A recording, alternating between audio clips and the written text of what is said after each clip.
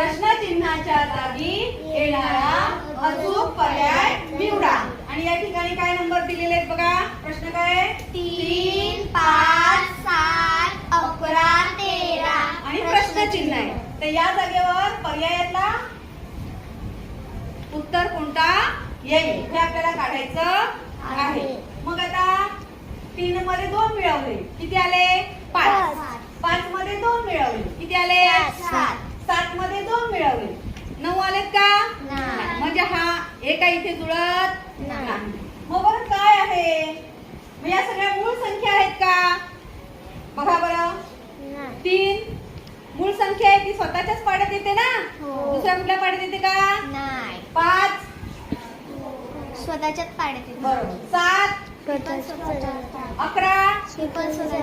13 बरोबर. मग 13 नंतर येणारी मूळ संख्या कोणती आहे?